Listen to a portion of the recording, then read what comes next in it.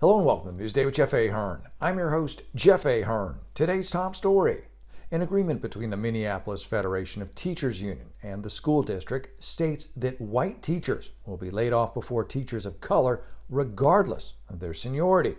Because remember, kids, racism is wrong unless it's directed at white people. As the party that claims to be against racism continues to behave in the most racist ways imaginable. Leave it to Dems to say racism is bad, only to add a bunch of asterisks to it. I can't believe I need to say this, but you can't end racism with more racism.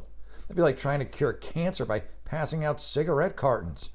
This agreement/codified racist document states that students need educators who look like them and who they can relate to.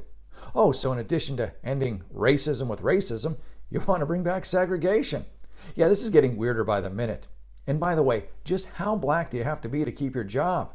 Because if you only have to be as black as, say, Elizabeth Warren is Native American, then 5 or 6 freckles on a white guy ought to cut it. And when you're done firing all the white teachers, do you then fire all the light-skinned black ones first? You see the problem with racism, libs? It's really racist.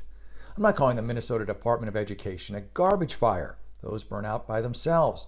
They seem more like an eternal flame of idiocy, with those like Edward Barlow, a band teacher and member of the Minneapolis Federation of Teachers Executive Board, saying that the agreement/codified racism can be a national model. I think you've been blowing on your tubas too hard, Ed, because what you really need is quality teachers regardless of color or tenure, and put a child's education ahead of checking boxes on some woke bubble sheet. Oh, and if there aren't enough instruments to go around due to budget cuts, I suppose the white kids won't be allowed to play any, to end racism. Cigarette?